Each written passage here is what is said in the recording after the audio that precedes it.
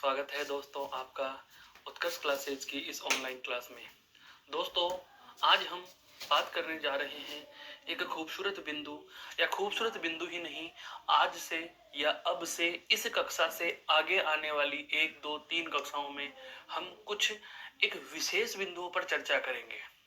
वास्तविकता यह भी होती है कि इन बिंदुओं को पढ़ाने के नाम पर 10 या 15 शब्दों में हम बांध दें तो एक विद्यार्थी का सोचना समीचीन हो जाता है और संकुचित दायरा बांध लेता है। उदाहरण समझना, मैं आपको आज कहूं पर्यायवाची शब्द पढ़ाऊं, मैं आपको आज विलोम शब्द पढ़ाऊं।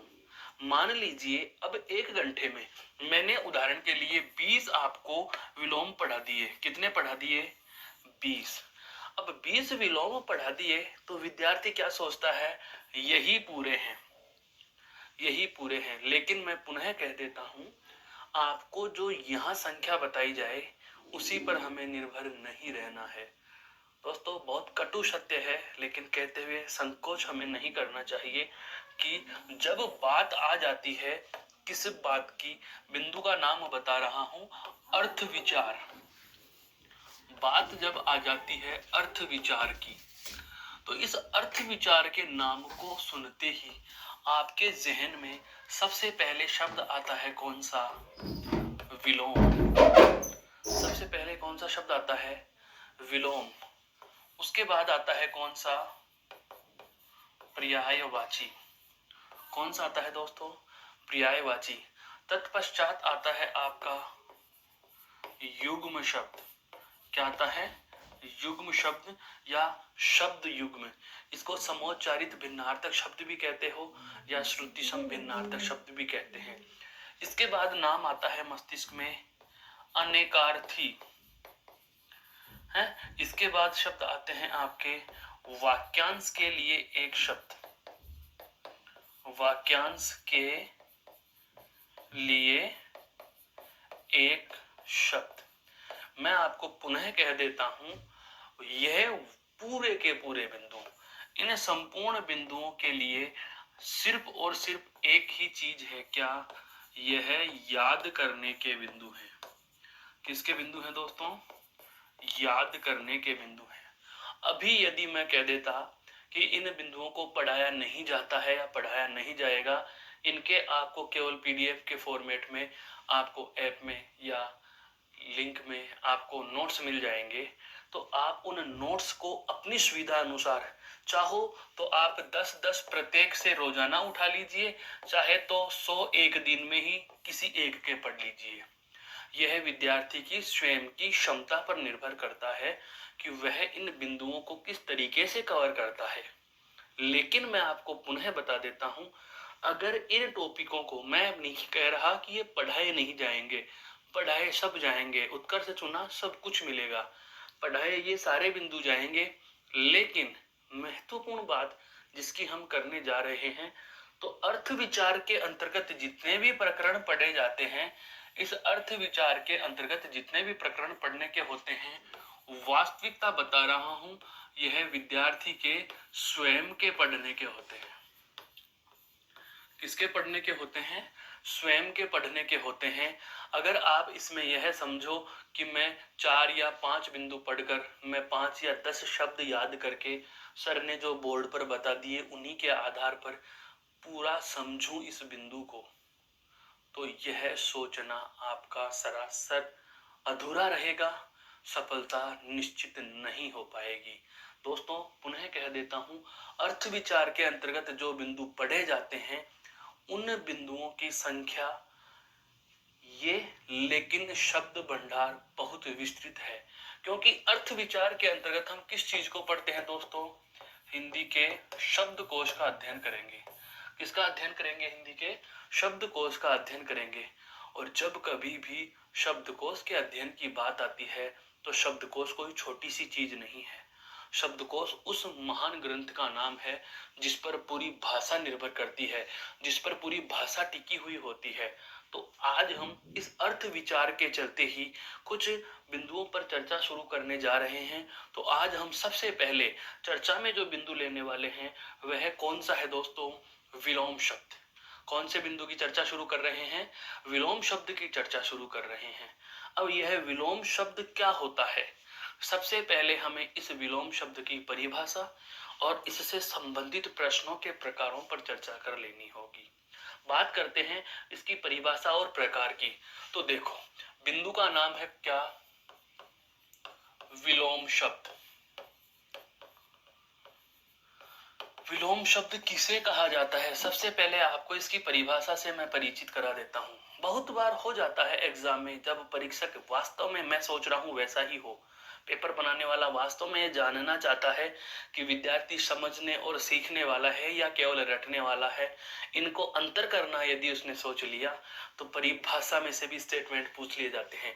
विलोम शब्द क्या होता है? ध्यान दीजिए, किसी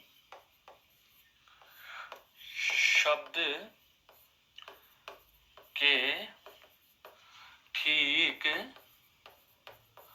विपरीत अर्थ का बोध कराने वाले शब्द विलोम कहलाते हैं। कुछ समझ में आया दोस्तों मैंने क्या कहा? किसी शब्द के ठीक विपरीत अर्थ का बोध कराने वाले पद। माना उदाहरण के लिए समझिए, मैंने लिखा सुख। मैंने क्या लिखा? सुख। उदाहरण के लिए लिया, जैसे हमने क्या लिया? सुख। जैसे सुख। अब यह सुख विलोम शब्द नहीं है, यह मूल शब्द है। यह तो क्या हो गया दोस्तों? यहाँ पर मूल हो गया। यह तो क्या हो गया? मूल शब्द हो गया। परिभाषा क्या कह रही है? विलोम शब्द की परिभाषा क्या कह रही है? इस परिभाषा को जानने की कोशिश करो। परिभाषा क्या कह रही है? कि किसी शब्द के ठीक विपरीत अर्थ बताने वाला। विपरीत का मतलब क्या होता है दोस्तों? उल्टा है। विपरीत का मतलब क्या लेंगे? उल्टा अर्थ बताने वाला या उल्टे अर्थ का बोध कराने वाला शब्द ही क्या कहलाएगा? विलोम कहलाएगा। उदाहरण पे जा रहे हैं, जैसे हमने लिखा शुक, तो यह तो स्वयं शब्द हो गया, यह तो मूल शब्द हो गया, यह तो क्या हो गया? मूल शब्द। लेकिन अब हम बात करें क्या कि इसके विलोम पद में हम किसे शामिल करेंगे? तो देखिए, इसके विलोम में मैं मान लीजिए लिख रहा हूं क्या? दुख है। क्या लिख रहा हूं? दुख। तो मूल शब्द हमारा क्या था? सुख। यह तो है मूल शब्द। विलोम शब्द की परिभाषा क्या कह रही थी? किसी शब्द के ठीक विपरीत, किसी शब्द के ठीक विपरीत अर्थ का बोध कराने वाला शब्द। तो जाहिर सी बात है, यह क्या कहलाएगा? विलोम शब्द कहलाएगा। क्या कहलाएगा? विलोम शब्द कहलाएगा। क्या कहलाएगा दोस्तों? विलोम शब्द कहलाएगा। पुनः सुन लीजिए, किसी भी शब्द के ठीक विपरीत अर्थ का बोध कराने वाले शब्दों को विलोम शब्द कहते हैं। यह तो केवल परिभाषा की बात हुई। अब बात आ जाती है इसमें से प्रश्न कैसे पूछ लिया जाता है। सर इसमें से प्रश्न क्या परिभाषा देके पूछेगा? नहीं, वास्तविकता तो यह होती है कि जितने भी हम अर्थ विचार के इन बिंदुओं की बात करेंगे, इन संपूर्ण अर्थ विचार के बिंदुओं की हम बात करें, तो सभी में विलोम पूछेगा तो शब्द देकर के उसका विलोम पूछेगा, पर्यायवाची पूछेगा तो शब्द देकर के उसके पर्याय पूछेगा, युग्म शब्द पूछेगा तो शब्द देकर के उसके युग्म शब्द पूछ लेगा, अगर अनेकार्थी शब्द पूछेगा तो शब्द देकर के उसके अनेकार्थी का पूछेगा, और यदि वाक्यांश के लिए एक शब्द पूछेगा तो आपको वाक्यांश दिया जाएगा और उसके एक शब्द का आपको पहचान करवाई जाएगी। तो इस प्रकार से आपको प्रश्न जो पूछा जाता है विलोम में, वह शब्द देकर के उसके विपरीत का बोध करवाया जाता है। लेकिन प्रश्न प्रकारों में जो महत्वपूर्ण बात समझने की है वह समझिए। देखो, हम बात करें किसके? विलोम के प्रश्न की। किसकी बात करें दोस्तों? विलोम के प्रश्न की। अभी उदाहरण पर चर्चा हम बाद में करेंगे, पहले बिंदु का बेस क्या है वो जानो। विलोम की परिभाषा आपकी समझ में आ चुकी। परिभाषा के संदर्भ में आपने क्या कहा कि किसी भी मूल शब्द के ठीक विपरीत अर्थ का बोध कराने वाले पदों को क्या कहते हैं? विलोम पद कहते हैं। मूल शब्द का उल्टा अर्थ बताने वाले पद क्या कहलाते हैं? विलोम कहलाते हैं। लेकिन यदि आपसे बात कर ली जाए कि प्रश्न कुछ किस प्रकार से होंगे, तो इसके प्रश्नों के देखो, सबसे पहली बात, प्रश्नों को हल करते समय महत्वपूर्ण तथ्य हैं, महत्वपूर्ण बातें जो इसके प्रश्नों के हल करते समय हमें याद रखनी है, वो क्या क्या है? देखो, नंबर 1, तत्सम का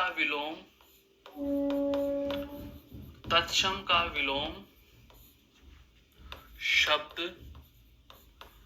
सदैव तत्सम ही होगा। तत्सम का विलोम सदैव क्या होगा दोस्तों? तत्सम ही होगा। मेरे कहने का आशय यह है, यह समस्या आ जाती कि सर तत्सम क्या है? तत्सम होते हैं मूल भाषा के वे शब्द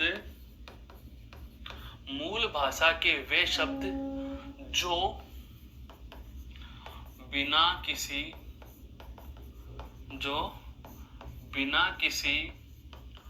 बदलाव के हिंदी में प्रयुक्त होने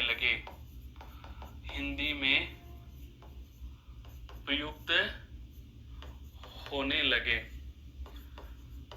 मूल भाषा के वे शब्द जो बिना किसी बदलाव के हिंदी में प्रयुक्त होने लगे। मेरे कहने का आशय यहाँ मूल भाषा किससे है दोस्तों? संस्कृत से है। अर्थात ऐसा कोई शब्द जो संस्कृत का है और बिना किसी बदलाव के हूबहू हिंदी में लिखा गया। मतलब यह हुआ कि जैसा वह संस्कृत में लिखा बोला और पढ़ा जाता है, वह वैसा का वैसा ही हिंदी में भी लिखा बोला और पढ़ा जाने लगा। उसमें कोई विकार नहीं हुआ, उसमें कोई बदलाव नहीं हुआ, उसमें कोई परिवर्तन नहीं हुआ। तो दोस्तों ऐसे शब्दों को हम क्या कहते हैं? तत्सम। प्रश्न क्या है वो सुनो। तत्सम का विलोम शब्द भी सदैव क्या होगा? तत्सम ही होगा। तत्सम का विलोम शब्द भी क्या होगा? सदैव तत्सम ही होगा। कैसे? इसको समझो। जैसे प्रश्न पूछ लिया जाता है, जैसे प्रश्न क्या पूछा वो सुनना ध्यान से। प्रश्न पूछ लिया गया कि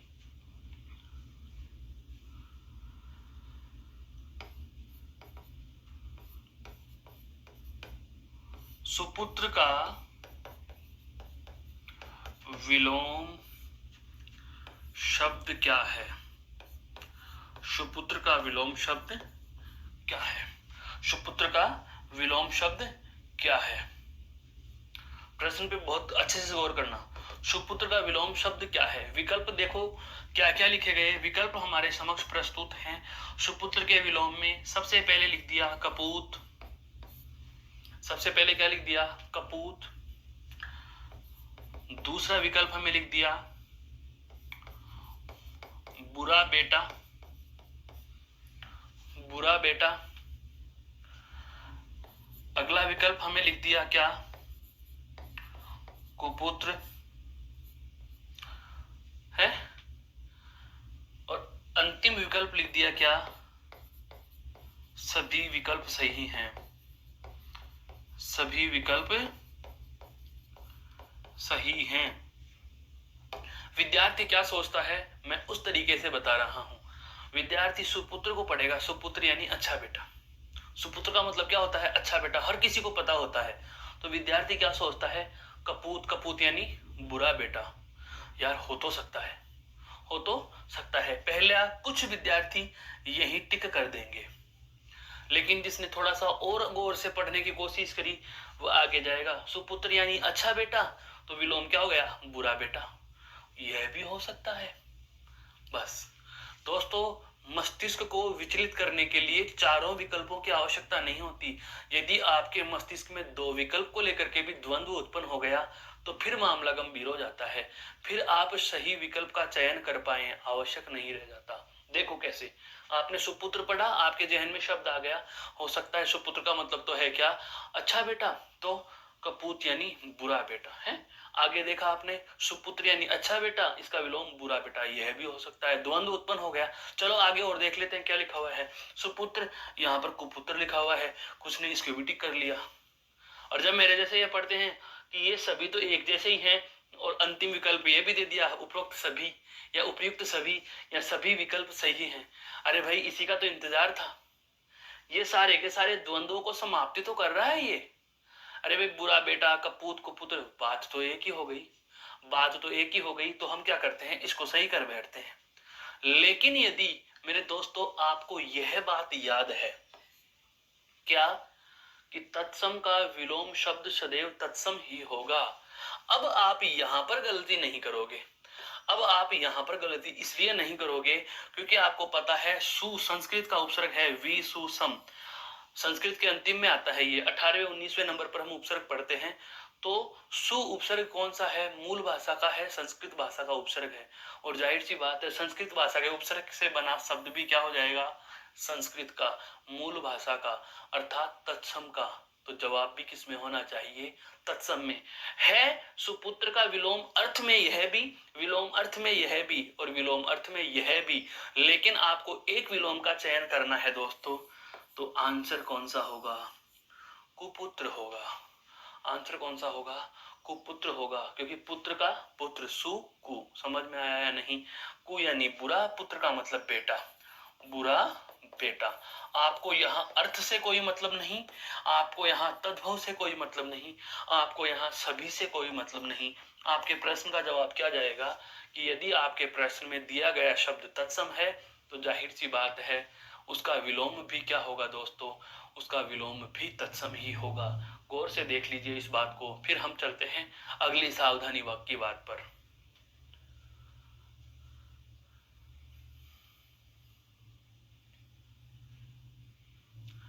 यह बात हम जान चुके हैं। अब सुनो, यह तो किससे संदर्भ में थी, तत्सम से। अगली महत्वपूर्ण बात, अगली महत्वपूर्ण बात, दूसरी और अंतिम महत्वपूर्ण बात विलोम शब्दों के संदर्भ में। क्या तद्भव का विलोम तद्भव होगा, तद्भव का विलोम क्या होगा, तद्भव होगा। कहने का आशय क्या है, कहने का आशय कुछ इस प्रकार से है कि यदि आपने तत्सम का विलोम शब्द तत्सम माना है तो जाहिर सी बात है तद्भव का विलोम भी क्या मानोगे, तद्भव मानोगे। जैसे प्रश्न आ जाता है, प्रश्न परीक्षा में कुछ इस प्रकार से दे दिया गया आपको, क्या कपूत का विलोम, या सीधे लिख दे कपूत विलोम, कपूत विलोम है, कपूत विलोम है। विकल्प सुनना, सुपुत्र का,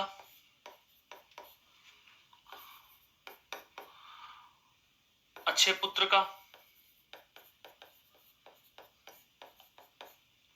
अच्छे पुत्र का विलोम है, सुपुत्र का विलोम है, सपूत का विलोम है, या सभी का विलोम है। प्रश्न को ध्यान से समझना दोस्तों। कपूत विलोम है, कपूत किसका विलोम शब्द है, कपूत का मतलब क्या होता है, बुरा पुत्र, बुरा बेटा। यहां पर हम क्या पढ़ते हैं, सुपुत्र यानी अच्छा बेटा। सुपुत्र का मतलब क्या ले लिया आपने, अच्छा बेटा। सुपुत्र का मतलब क्या ले लिया, अच्छा बेटा, अच्छा बेटा है।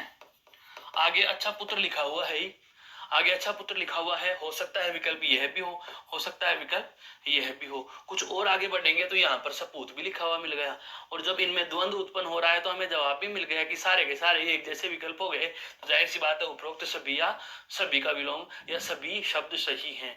इस प्रकार के विकल्प को हम चयन कर बैठते हैं, लेकिन कब तक करेंगे, जब तक हमें ये नियम याद नहीं था। अगर आपको इस तथ्य का पता है दोस्तों, अगर आपको इस तथ्य का पता है तो इस स्थिति में, इस तथ्य का पता है तो इस स्थिति में आप केवल और केवल कौन से शब्द का चयन करोगे, तद्भव का विलोम तद्भव होगा, तद्भव का विलोम तद्भव होगा। जैसा अभी अभी हमने जाना कि तत्सम का विलोम तत्सम होगा, उसी प्रकार से तद्भव का विलोम तद्भव होगा। कपूत सपूत, कपूत का विलोम क्या होगा, सपूत होगा। समझ में आया दोस्तों, ये बहुत अच्छी सिद्धांत रखने वाली दोनों बातें थी। हिंदी में विद्यार्थी बस इसी में चकमा खा जाते हैं, इसी में गच्चा खा जाते हैं, क्योंकि तत्सम और तद्भव दोनों का मतलब तो एक जैसा ही है। तो हम क्या करते हैं, परीक्षक हमें भ्रमित करने के लिए तत्सम शब्द प्रश्न में देकर के विकल्प में तद्भव का विलोम दे देता है, या फिर तद्भव शब्द प्रश्न में देकर के विलोम में तत्सम शब्द रख देता है। लेकिन हमें चयन करना है तत्सम का विलोम तत्सम में होगा, तद्भव का विलोम तद्भव में होगा। विशेषण का विलोम विशेषण में होता है। जैसे गोरा रंग से विशेषण से लिया जा रहा है तो गोरा, काला, लाल, पीला। इस प्रकार से कहने का मतलब विशेषण का विलोम विशेषण में होगा। सर्वनाम का विलोम सर्वनाम होगा। मेरा तो तेरा, मेरा तो मोहन का नहीं कहेंगे, मेरा और मोहन का। अगर मोहन का होता तो यहाँ भी राम का होता। मेरा तेरा, हमारा तुम्हारा।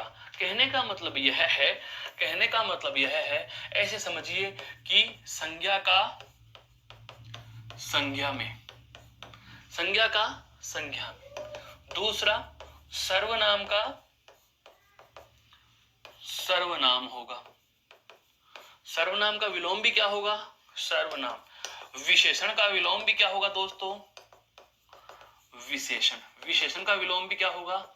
विशेषण होगा। विशेषण का क्या होगा? विशेषण होगा। मेरे कहने का आशय यही हुआ कि तत्सम का विलोम जैसे तत्सम होता है, तद्भव का विलोम तद्भव होता है, संज्ञा शब्द का विलोम संज्ञा शब्द होगा, सर्वनाम शब्द का विलोम सर्वनाम शब्द होगा, विशेषण का विलोम विशेषण होगा। यह बात आपके समझ में आ चुकी। हम अब कतिपय, ये तो केवल विलोम शब्द से इस बिंदु से संबंधित बात थी। विलोम शब्द बिंदु संबंधित वार्ता यह थी कि विलोम शब्द किसे कहा जाएगा, इसकी परिभाषा क्या होती है। इसके बाद हमने अगले क्रम में जाना क्या इसके प्रश्नों से संबंधित कुछ महत्वपूर्ण शर्तों के बारे में, और शर्तों के बारे में जानने में हमें पहली चीज पता लगी क्या, कि तत्सम का विलोम तत्सम होता है, तत्सम का विलोम तत्सम होता है। अगली बात हमें पता चली क्या, तद्भव का विलोम तद्भव होगा। और उसी के साथ साथ इससे संबंध रखने वाले कुछ और तथ्यों से हमने परिचय प्राप्त किया क्या, जैसे संज्ञा शब्द का विलोम क्या होता है, संज्ञा शब्द ही होता है। सर्वनाम शब्द का विलोम क्या होता है, सर्वनाम शब्द ही होता है। विशेषण का विलोम क्या होता है, विशेषण ही होता है। ये थी आपके क्या, विशेषण विलोम शब्द और इसकी परिभाषा तथा इसके प्रश्नों के प्रकार से संबंधित बातें। अब बात आती है विलोम शब्द कैसे बनते हैं।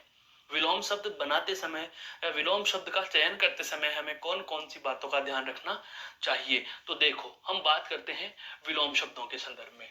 देखो, उपसर्ग लगाकर बनने वाले विलोम, अर्थात आपको कोई शब्द दिया जाता है और आपको उससे क्या करना है, विलोम शब्द बनाना है।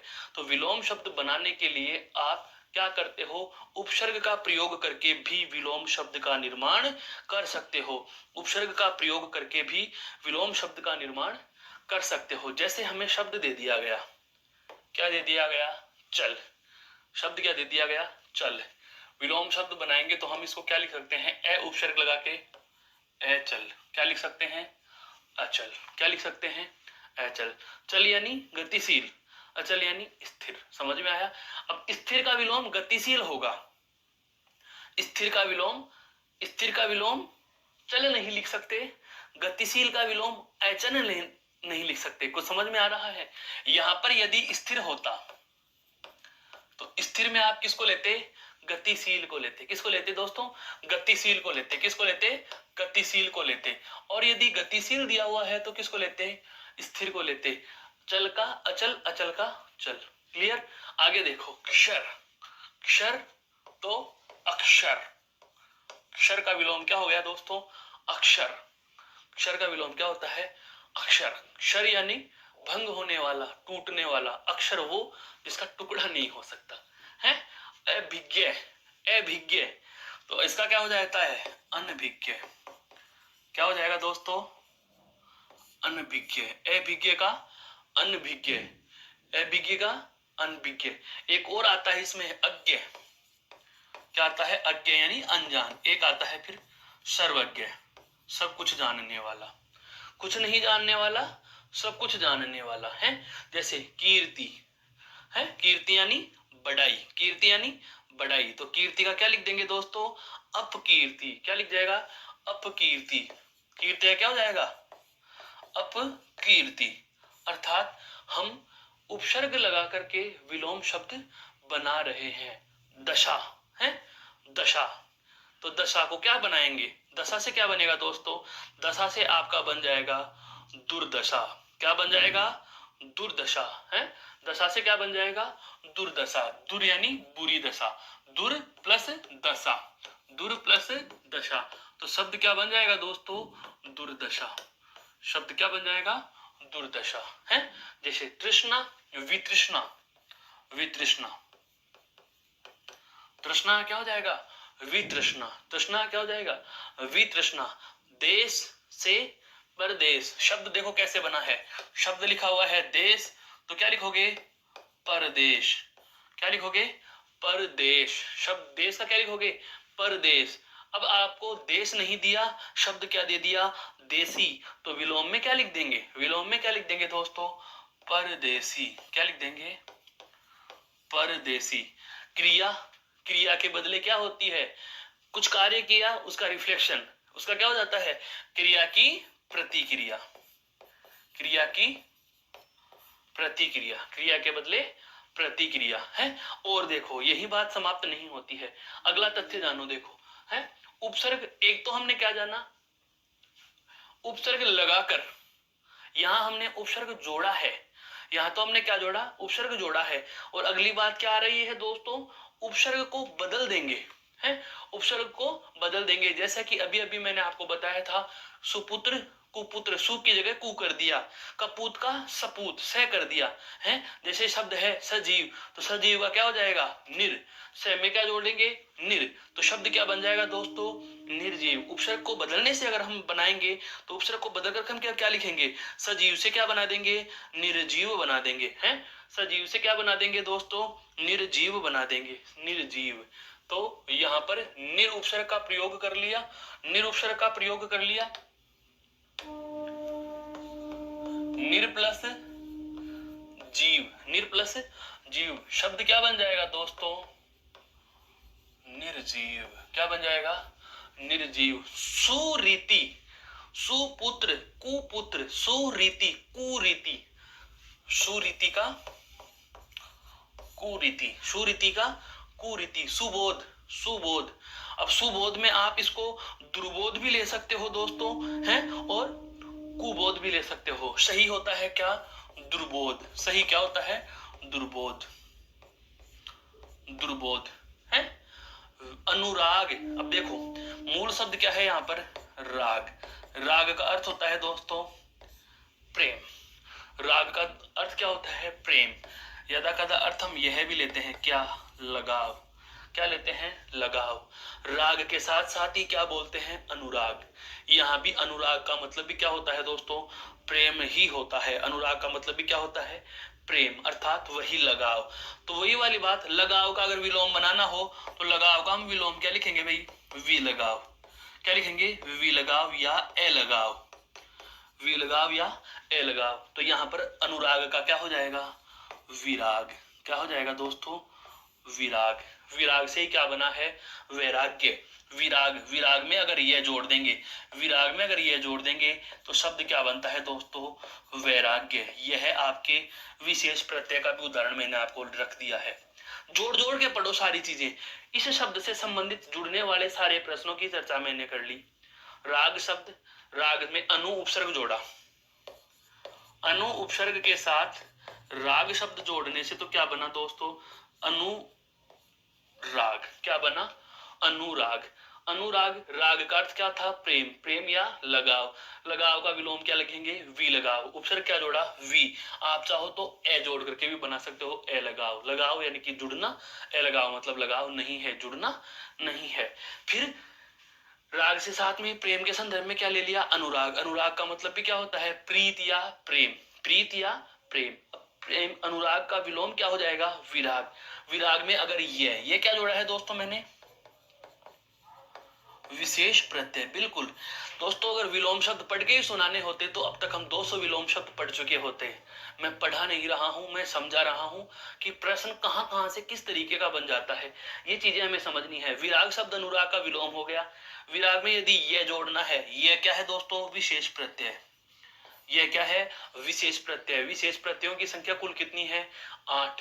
इन 8 विशेष प्रत्ययों में हम पढ़ते हैं कि यदि 8 के 8 प्रत्ययों में से कोई सा भी प्रत्यय यदि जोड़ दिया जाता है, 8 के 8 प्रत्ययों में से कोई सा भी यदि प्रत्यय जोड़ दिया जाता है, और 8 प्रत्यय कौन कौन से हैं, ए, ई, दीर्घ ई, य, एय, इक, अयन, आयन। तो ये 8 प्रत्ययों में से कोई सा भी प्रत्यय यदि दोस्तों जोड़ दिया जाएगा, तो ऐसी स्थिति में, ऐसी स्थिति में आप मूल शब्द के प्रथम वर्ण में जुड़े स्वर को बदल देंगे, और मूल शब्द में जुड़ा प्रथम स्वर बदल जाता है। जैसे यहाँ लघु ई था, ये जैसे यहाँ लघु ई था तो लघु ई के स्थान पर क्या बन गया, आई बन गया। लघु ई के स्थान पर क्या बन गया, आई। यहाँ पर ई था, ई की जगह हमने क्या बना लिया दोस्तों, आई बना दिया। ए के स्थान पर हमने क्या बना दिया दोस्तों, आई बना दिया, आई। तो इस प्रकार से भी आपको यह ध्यान रखना है कि विशेष प्रत्ययों के योग से, विशेष प्रत्ययों के योग से एक की जगह क्या बनता है, आ। एक की जगह तो क्या बनता है, आ बनता है। क्या बनता है, आ। यदि लघु ई हो, दीर्घ ई हो या ए हो तो इनके स्थान पर क्या बनता है, आई। क्या बनता है, आई। यदि ऊ हो, दीर्घ ऊ हो या ओ हो गुण स्वर, तो इन सब के स्थान पर भी क्या हो जाएगा, वृद्धि स्वर औ लिखा जाएगा। क्या लिखा जाएगा दोस्तों, औ लिखा जाता है। और यदि री लिखा हुआ हो, और यदि री लिखा हुआ हो तो री के स्थान पर हम क्या लिख देंगे दोस्तों, तो री के स्थान पर हो जाता है आपका आर। री के स्थान पर अगर आपसे पूछा जाए तो री के स्थान पर क्या लिख देंगे दोस्तों, आर लिख देंगे। क्या लिख देंगे, आर लिख देंगे। इस संदर्भ में हम बात कर चुके हैं। आगे बढ़ो। शब्द है उत्कर्ष, शब्द है उत्कर्ष, इसका विलोम होता है दोस्तों अपकर्ष। इसका विलोम क्या होता है, अपकर्ष है। विभव, देखो शब्द बना है विभव किससे, वियोग भव, तत्सम का है, तत्सम के विलोम में तत्सम जाएगा। एक उपसर्ग आपको मैंने पढ़ाया था परा, शब्द क्या बनेगा, पराभव। प्र प्रा आता है, प्र प्रा प्रति, तो परा उपसर्ग, पराभव। विभव, विभव का क्या होगा, पराभव है। विभव का क्या होगा, पराभव। उत्कृष्ट, उत्कृष्ट का मतलब क्या होता है, निकृष्ट। उत्कृष्ट का क्या हो जाएगा, निकृष्ट। बहुत अच्छा, बहुत बुरा है। उत्कृष्ट का विलोम क्या हो जाएगा, अंत, आंतरिक रंग, आंतरिक रंग, तो बहिरंग। अंतरंग का विलोम क्या होगा दोस्तों, बहिरंग। क्या होगा, बहिरंग होगा।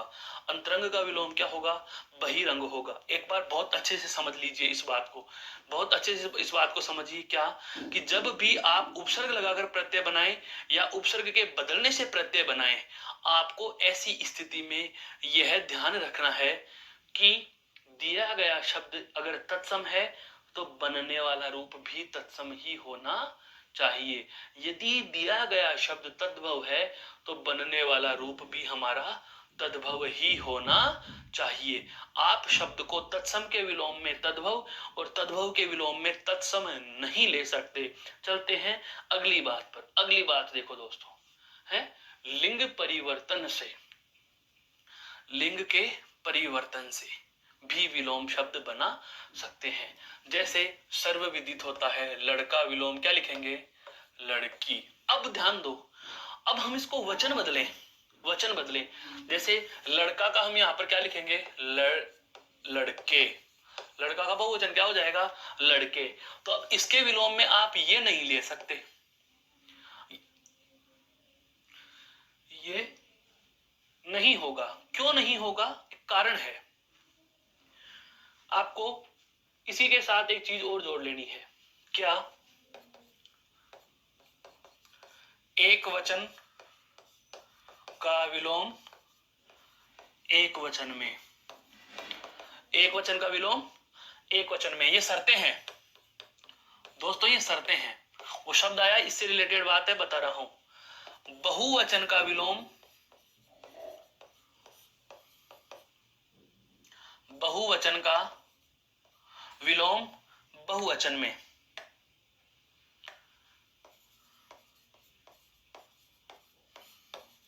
कहने का आशय क्या है, कहने का आशय समझो।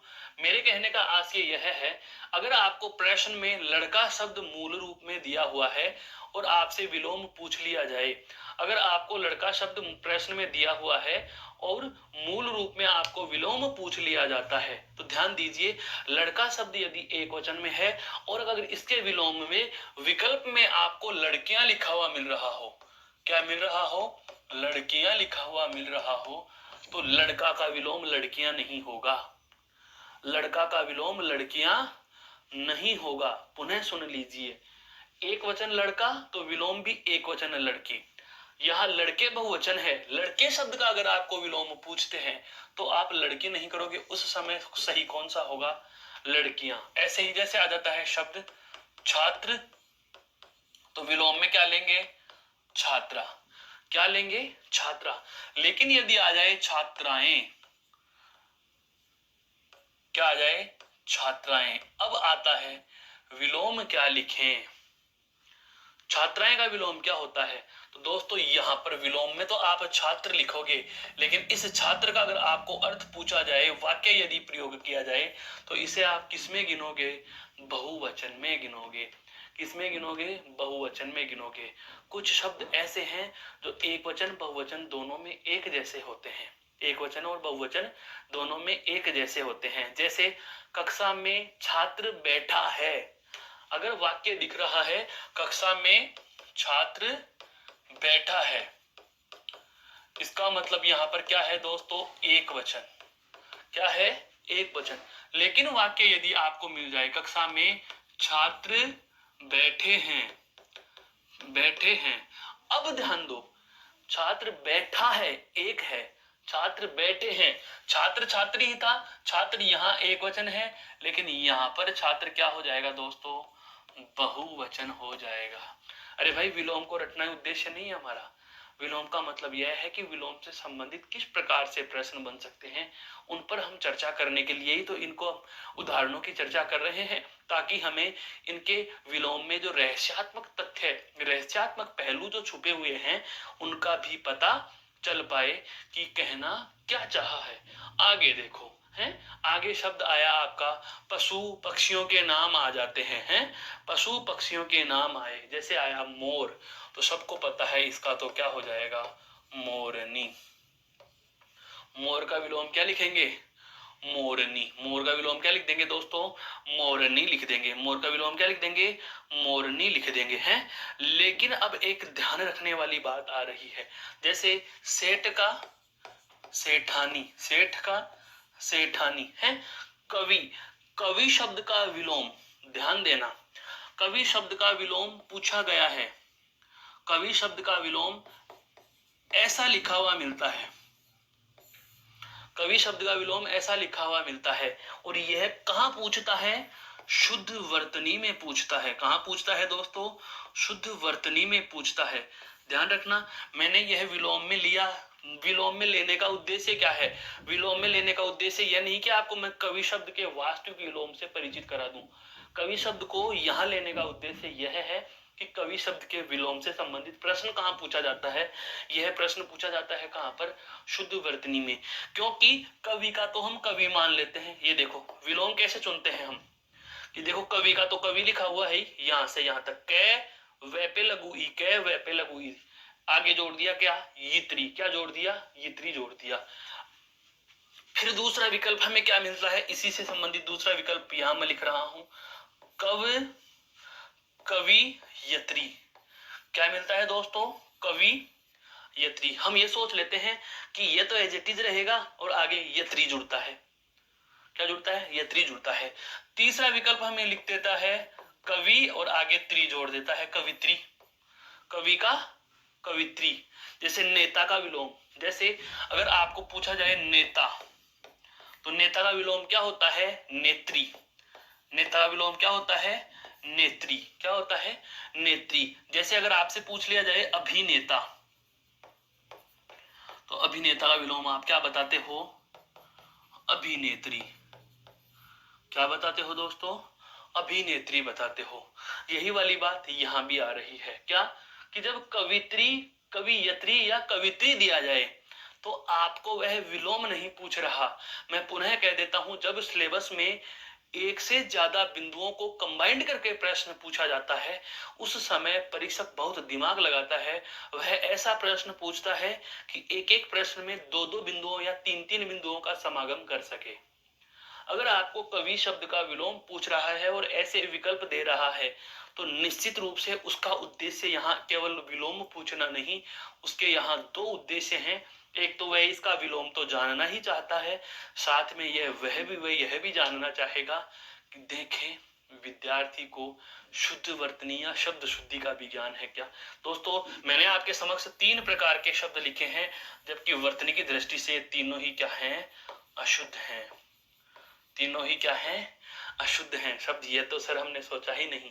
बिल्कुल यही तो सोचना है। कवियत्री, कवि का जो विलोम होगा वह क्या होगा? कवि का जो विलोम होगा वह होगा दोस्तों कवयित्री। क्या होगा? कवयित्री होगा। क्या होगा? कवयित्री। कवयित्री, ये चीज ध्यान रखने की है। कवि का विलोम क्या होगा? कवयित्री होगा। यहां तक समझ में आया? बहुत अच्छे से समझ लीजिए। कवि शब्द में कवि, कवयित्री भी नहीं होता, कवियत्री भी नहीं होता, कवित्री भी नहीं होता। क्या होता है? कवयित्री होता है। कवयित्री, यह इसका सही विलोम होगा। इसके सही विलोम की बात की जाए तो कवि शब्द का सही विलोम क्या है? कवियत्री। ये सब के शब्द किसमें पूछता है आपको? शुद्ध वर्तनी में। प्रश्न 1, विकल्प चारों दे दिए। विद्यार्थी में देखो दिमाग क्या लगाते हैं। हम क्या पढ़ते हैं? सेठ सेठानी, ठाकुर ठकराइन है, चौधरी चौधराइन, कवि कवित्री। ये लो पढ़ के चला गया। कवि का विलोम क्या होता है? कवियत्री। अब उसने ये नहीं सोचा कि कवियत्री शुद्ध कौन सा होता है। विकल्प में चारों मिल गए, कवियत्री, कवियत्री, कवित्री, कवियत्री। अब क्या करें? अब उसने विलोम थोड़ी पूछा है आपसे। अरे भाई, उसने विलोम पूछा ही नहीं। उसने तो विलोम नहीं पूछा, उसने शब्द शुद्धि पूछ ली। क्या पूछ ली दोस्तों? शब्द शुद्धि पूछ ली। शुद्ध वर्तनी का ज्ञान उसने जानना चाहा है कि वास्तव में विद्यार्थी ने यह चीज सीखी भी है या नहीं सीखी, सीखी भी है या नहीं सीखी।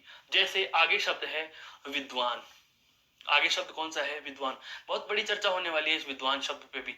बहुत बार प्रश्न पूछा गया है। देखो, विद्वान शब्द के विलोम की बात की जाए, विद्वान शब्द के विलोम की बात की जाए तो यहां पर आपको विकल्प में मूर्ख मिल सकता है। मूर्ख मिल सकता है। मैं क्या कह रहा हूं, ध्यान से सुनना। मूर्ख मिल सकता है।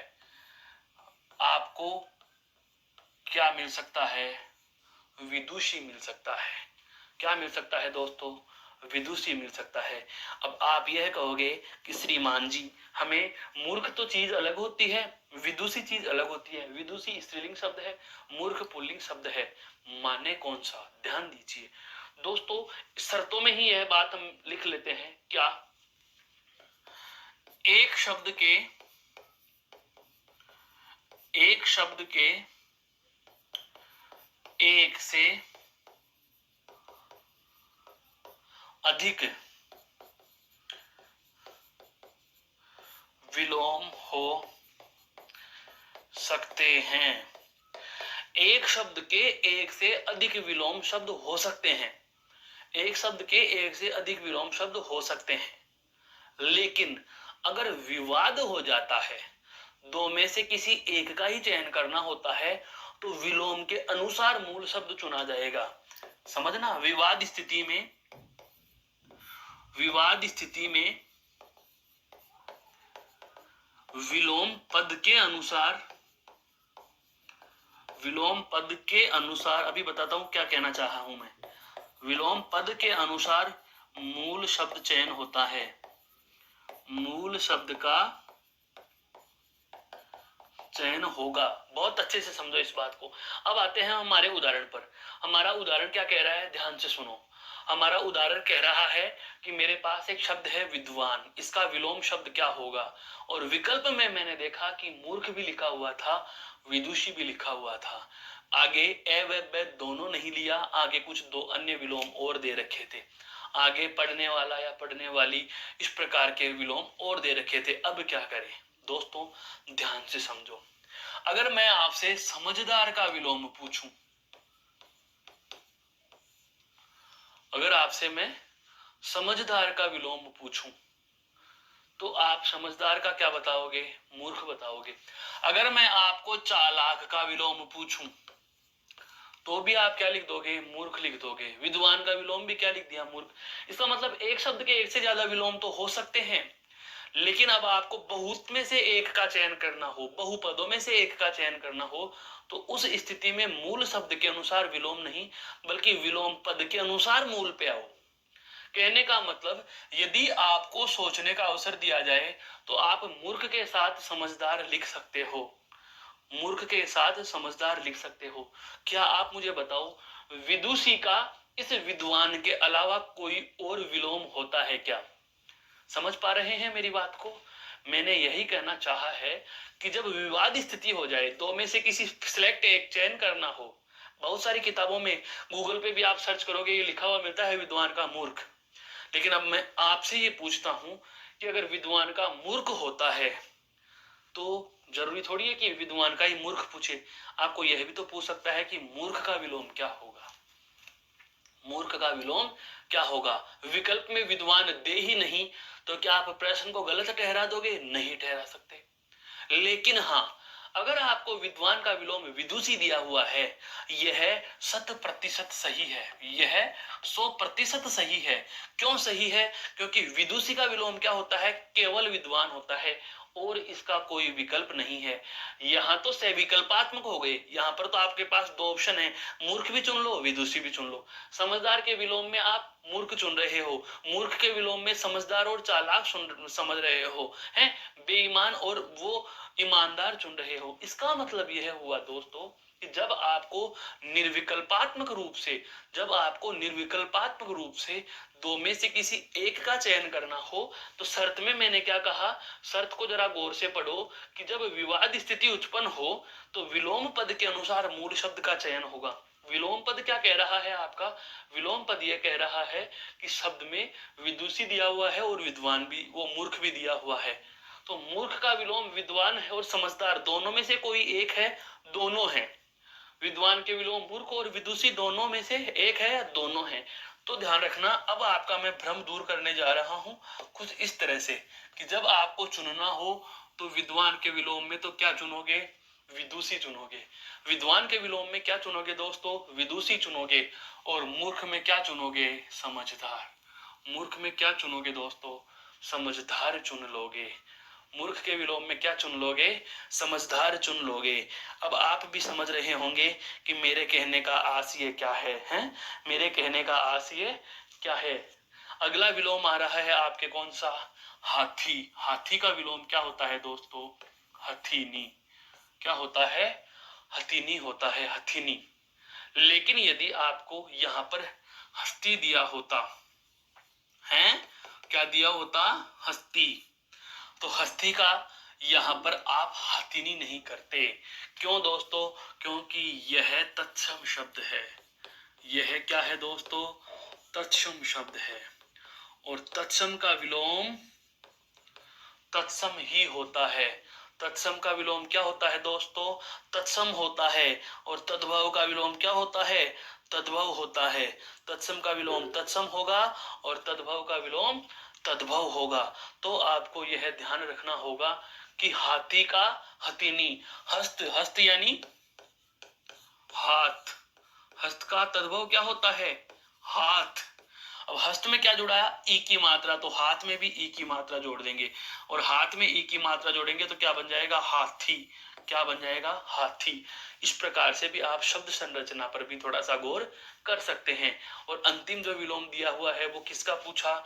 कुत्ता। तो इसका क्या हो जाएगा? कुतिया।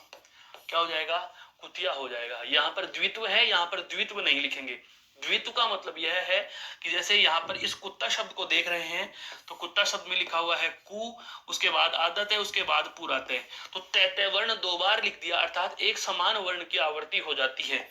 समान वर्ण, समान वर्ण का दोहरान करना। समान वर्ण का दोहरान करना क्या कहलाता है दोस्तों? द्वित्व कहलाता है।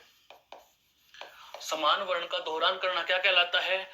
द्वित्व को कहलाता है। और यदि असमान वर्ण की आवृत्ति हो, और यदि असमान वर्ण, यहां पर लिख देता हूं विशेष लगा के, यह बात भी आपको काम आएगी कहीं ना कहीं, है? असमान, असमान वर्ण जोड़कर लिखे जाएं, असमान वर्ण जोड़कर, असमान वर्ण जोड़कर लिखे संयुक्त होते हैं। असमान जोड़कर लिखने पर वो क्या होते हैं? संयुक्त होते हैं। यह बात भी आपको ध्यान रखनी है। यदि समान वर्ण को लिख दिया जाए, जैसे ले ले, से उच्च में चे चे आता है, जैसे टे आता है, आता है कि नहीं आता है? गद्दा में दे दे वर्ण आता है, कगज में गे गे वर्ण आता है, उज्ज्वल में जय जय वर्ण आता है।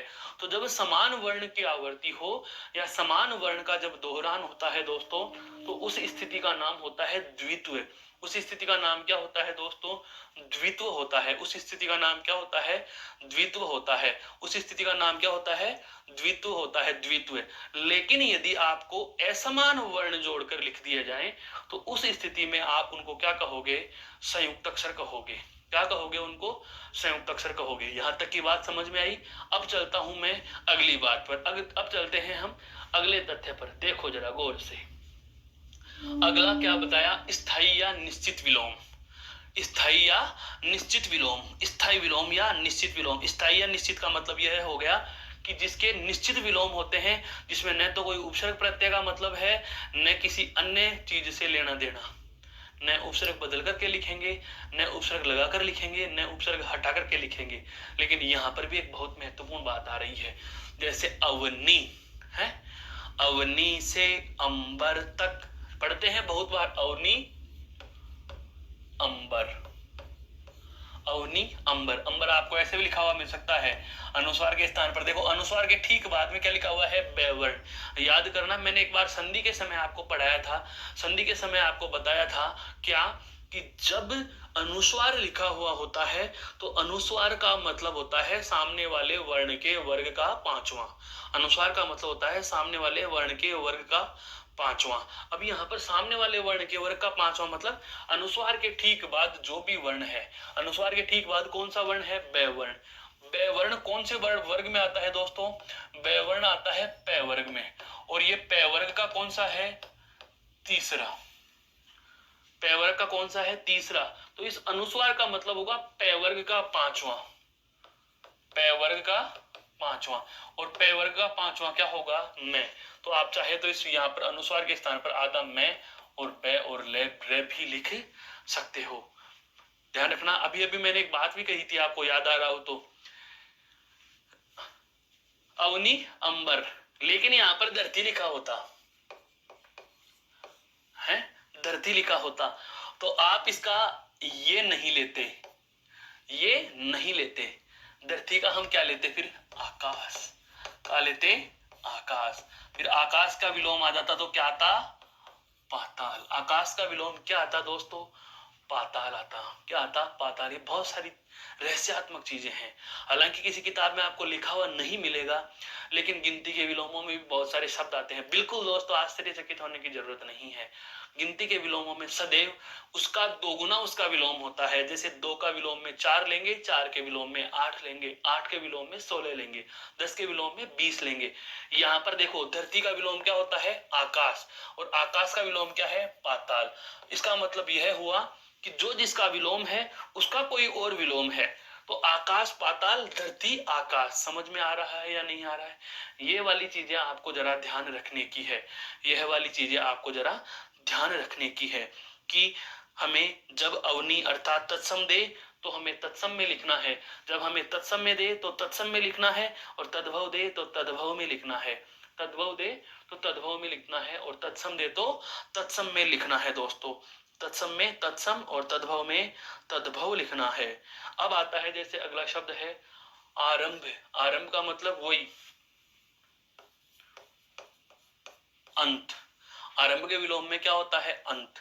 इसी में एक और आता है, ध्यान रखना, आदि। आदि का विलोम भी क्या होता है? अंत।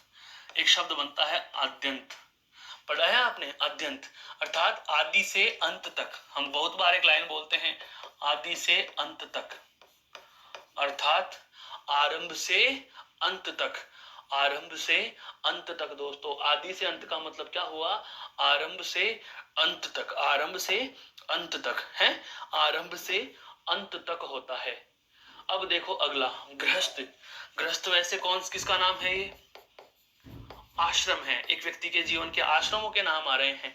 तो गृहस्थ जो घर में रहते हुए आनंद कर रहा है, तो घर से बाहर निकल जाने को हम कौन से आश्रम में गिनते हैं दोस्तों? गृहस्थ संन्यास। क्या लिखते हैं दोस्तों? संन्यास लिखते हैं, संन्यास। अगर गृहस्थी होता तो क्या लिखते, सन्यासी। गृहस्थी का क्या हो जाता, सन्यासी। गृहस्थ का क्या हो गया, सन्यास है। योगी तो भोगी, योग करने वाला तो भोग करने वाला, योग भोग, योगी भोगी। योगी का क्या हो जाएगा दोस्तों, भोगी। योग का क्या होता, भोग होता। योग का क्या होता, भोग होता है। ध्यान रखने वाली बात है यहाँ पर दोस्तों, बहुत महत्वपूर्ण महत्वपूर्ण शब्द आपके समक्ष प्रस्तुत कर रहे हैं। जैसे और आता है जैसे दोस्तों है अभ्यंतर, और एक है आंतरिक। शब्द दोनों अलग अलग, विलोम एक है। मैंने अभी अभी आपको बताया था एक शब्द के एक से अधिक विलोम होते हैं। देखो इसका विलोम भी क्या होता है, बाह्य। क्या होता है, बाह्य। आप चाहो तो इसको ऐसे भी लिख सकते हो, बा है आता है और ये बाह्य यानी बाहरी। आंतरिक का मतलब आंतरिक, बाहरी, और बाहरी को आप क्या लिखोगे, बाह्य।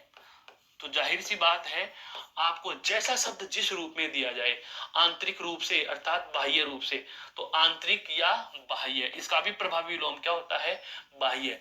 दोनों शब्दों का विलोम समान है, इनका विलोम समान है।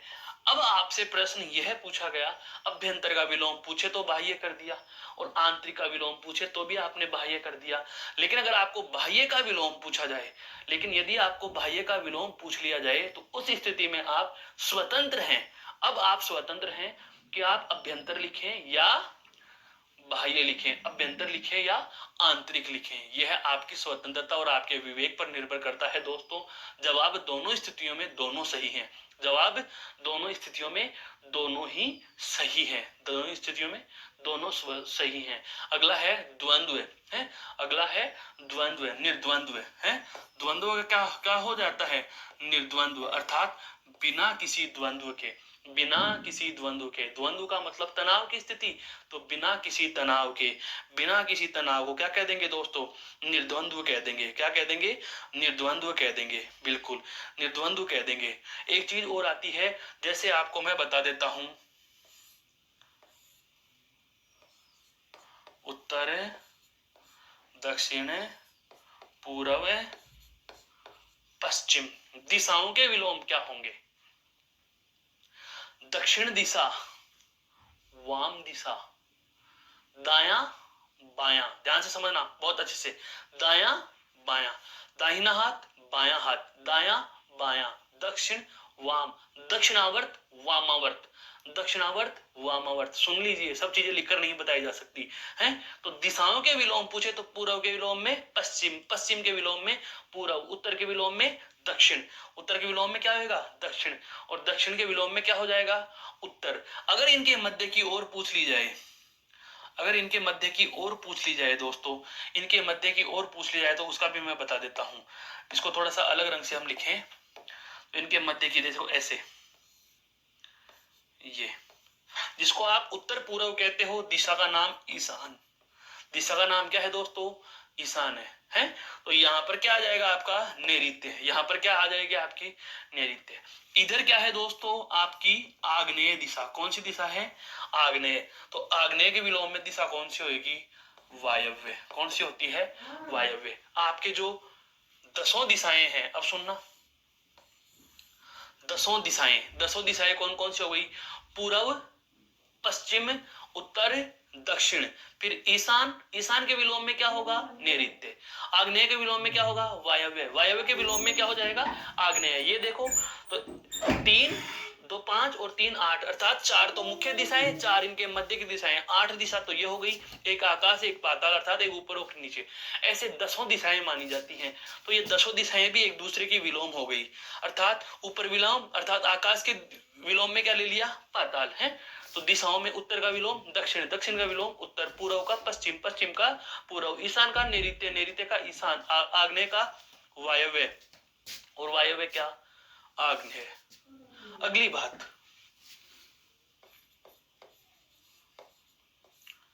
सज्जन कैसे बनता है, ये सतयोग जन, सतयोग जन। जाहिर सी बात है, उपसर्ग से बना, उपसर्ग बदल करके लिख दिया, तो क्या लिख दिया, दुर प्लस जन बराबर दुर्जन। वही वाली बात आ रही है, तत्सम का विलोम तत्सम में, तत्सम का विलोम तत्सम में, तद्भव का विलोम तद्भव में, तत्सम का विलोम तत्सम में और तद्भव का विलोम दोस्तों तद्भव में होता है। तत्सम का विलोम तत्सम और तद्भव का विलोम तद्भव। तो यह जो हमारी चर्चा चल रही है, इन सभी को पढ़ने के बाद, इस सभी प्रकार के वर्णन को देख लेने के बाद, हम जहां से आरंभ कर रहे थे, मैं पुनः वहीं आपको एक बार ले आऊंगा कि विलोम शब्द होता क्या है। वास्तव में किसी भी शब्द का मूल रूप से एक जैसा अर्थ बताने वाला शब्द क्या कहता है, या विलोम ठीक उल्टा अर्थ बताने वाला शब्द क्या कहलाता है, विलोम कहलाता है। ठीक विपरीत अर्थ बताने वाला, अर्थात उल्टा अर्थ बताने वाला। उसके बाद हमने कुछ शर्तें जानना चाहा। शर्तों में सबसे पहली शर्त क्या आई कि तत्सम शब्द का विलोम तत्सम होता है, तो तद्भव का विलोम तद्भव होता है। तद्भव के विलोम के बाद अन्य शर्तें क्या आई, संज्ञा शब्द का विलोम संज्ञा शब्द होगा। उसके बाद सर्वनाम शब्द का विलोम सर्वनाम शब्द होता है। उसके बाद एक वचन अगर आपके मूल रूप में है तो विलोम भी एक वचन होगा। यदि बहुवचन आपका मूल शब्द है तो विलोम भी बहुवचन में होगा। एक शब्द के एक से अधिक विलोम शब्द हो सकते हैं, जैसे अभी अभी आए अभ्यंतर का और आंतरिक का। अभ्यंतर और आंतरिक दोनों में ही हम विलोम क्या ले रहे थे, बाह्य। ऐसे ही विद्वान का भी आता है मूर्ख और विदुषी वाला। लेकिन विवाद की स्थिति में विलोम पद के अनुसार आप मूल शब्द का चयन कर सकते हो। फिर हमने जाने कुछ एक विलोमों के प्रकार जो उपसर्ग लगाने से बने, या उपसर्ग को बदलने से बने, या फिर हम लिंग परिवर्तन करके विलोम बना रहे थे, या फिर आपके स्थायी और निश्चित विलोम थे। तो दोस्तों यह आपकी विलोम शब्द से संबंधित चर्चा थी। आशा करता हूं आपको समझ में आई है। फिर भी कोई समस्या शंका रहे तो आप कमेंट करके पूछ सकते हैं। अब हम फिर मिलेंगे एक नई कक्षा में नए बिंदु के साथ। तब तक के लिए नमस्कार, जय हिंद, जय भारत। धन्यवाद दोस्तों।